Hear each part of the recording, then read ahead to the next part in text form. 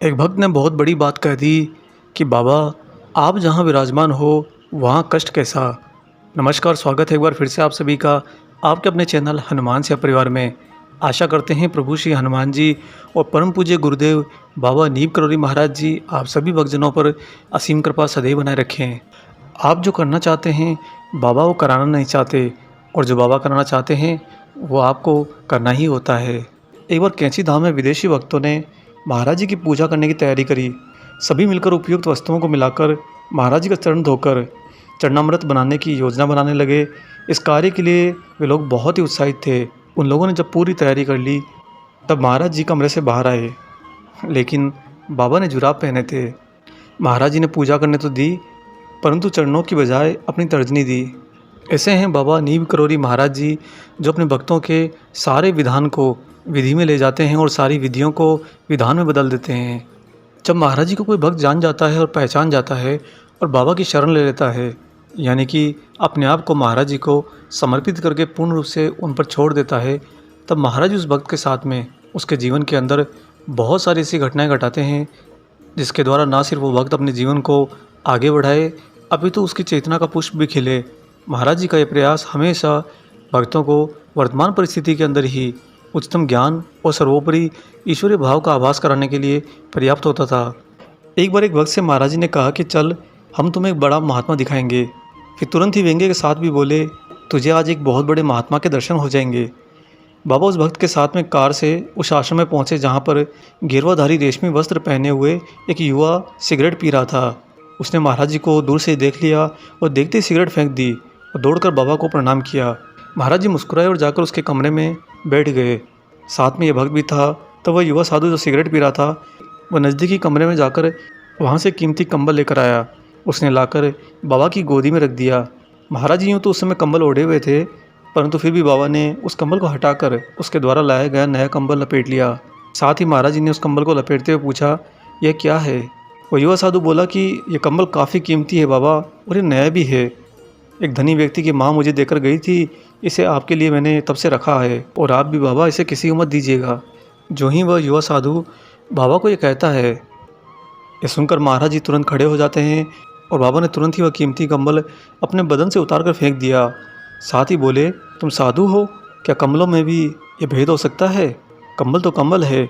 महाराज जी ने अपना पुराना कंबल फिर से उठाया और अपनी देवी देह से लपेट लिया। इसके साथ ही अपने साथ आए भक्त से कहा, चल, ये एक साधु है और साथ ही कमलों में भी मतभेद करता है, तो ये भला मनुष्यों में क्या देख सकेगा। ये कहते हुए महाराज जी एकदम से खड़े होकर बाहर कार में आकर बैठ गए और तुरंत ही वहाँ से निकल गए। यहाँ पर बाबा ने अपने भक्त को महाराज जी के सानिध्य के अंदर ये भली भांति समझा दिया कि वास्तव में एक साधु क्या होता है। यानी कि आप किसी बाबा, किसी साधु, किसी गुरु को सही से पहचानो तो ही उनकी शरण लो। जब तक आप में उनको सत्य के रूप पर पहचानने का पूर्ण सामर्थ्य ना आ जाए, तब तक किसी को गुरु के रूप में न स्वीकारो। हाँ, आप उनका ज्ञान सुन सकते हैं और अपने विवेक से भक्ति मार्ग पर अपनी निष्ठा, अडिगता, भरोसा और समर्पण इनका विस्तार कर सकते हैं। ऐसे ही दोस्तों, एक बार एक भक्त कुछ साधुओं को लेकर वृंदावन में महाराज जी का दर्शन करने गया। तब उनमें एक साधु बहुत अच्छा गायक भी था।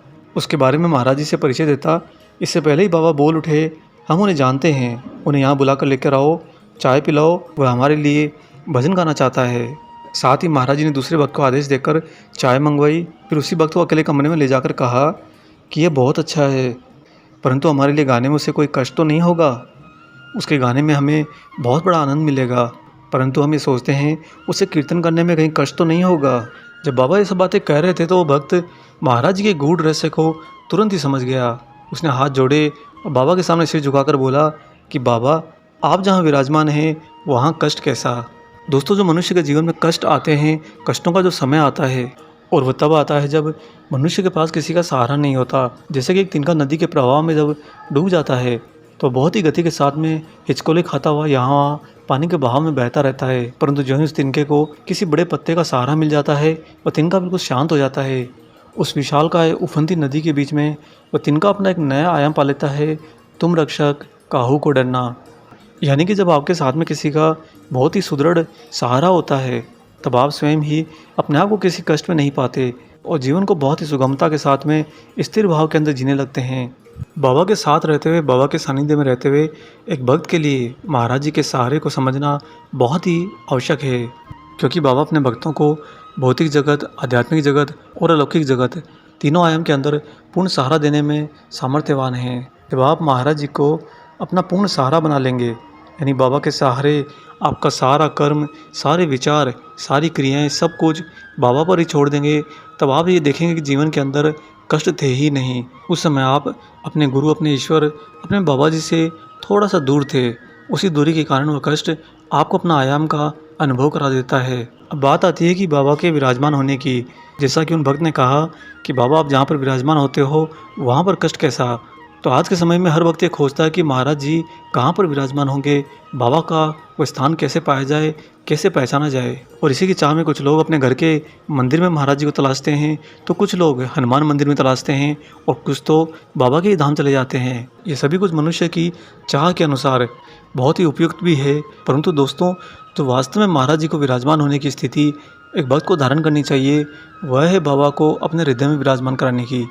आप अपने हृदय के अंदर महाराज जी को अगर प्रभु श्री हनुमान जी की तरह, जिस तरह उन्होंने सिया राम को अपने हृदय के अंदर पूर्ण रूप से समा रखा था, उसी तरह से अगर आप महाराज जी को अपने हृदय के अंदर पूर्ण रूप से विराजमान कर पाते हैं, तब वो आपके जीवन के अंदर कष्ट भला आ ही कैसे सकते हैं। बाबा को विराजमान करना ही है तो सबसे पहले अपने हृदय के अंदर विराजमान करिए, क्योंकि जब आप महाराज जी को अपने हृदय में महसूस करेंगे तो आप अपने जीवन के अंदर बिना किसी की मदद के, बिना किसी के मार्गदर्शन के स्वयं ही अपने परम गुरु, परम पूज्य बाबा नीम करोली महाराज जी की छत्र छाया में वो सारा ज्ञान प्राप्त कर लेंगे, वो सारी ऊर्जा प्राप्त कर लेंगे, वो सारा नियंत्रण प्राप्त कर लेंगे, जिसके द्वारा आप अपने जीवन के अंदर कष्टों का पूर्ण रूप से सफाया कर सकें। जिस भी मनुष्य के हृदय में बाबा नीम करोली जी विराजते हैं, उनके हृदय के अंदर स्वयं ही प्रभु श्री राम की कृपा से, उनकी असीम कृपा से राम दरबार सज जाता है। और जहाँ पर राम दरबार होता है वहाँ पर प्रभु श्री राम, माता जानकी, भ्राता लक्ष्मण और पवन पुत्र वीर हनुमान, साथ में गुरुदेव बाबा नीम करोली महाराज जी का अद्वैत स्वरूप, पूरा का पूरा आयाम आपके हृदय में पूर्ण रूप से विराजमान हो जाता है। और इसके फलस्वरूप दोस्तों ना सिर्फ बाहरी भौतिक जीवन ही छनता है, अपितु आपके अंतर मन में आपकी जो चेतना है वह भी छनकर शुद्धतम स्तर की ओर अग्रसर हो जाती है। जब इस बात को एहसास करके आप पूर्ण रूप से महाराज जी को अपने हृदय के अंदर समा लेंगे, तब आप ये पाएंगे कि आप तो नाहक ही बाबा को यहाँ वहाँ ढूंढ रहे थे। महाराज जी को कहाँ ढूंढोगे, वह तो जहाँ पर आप सोचोगे उससे पहले ही वहीं पर होते हैं, और उन्हीं की कृपा से आप महाराज जी के बारे में सोच भी पाते हो।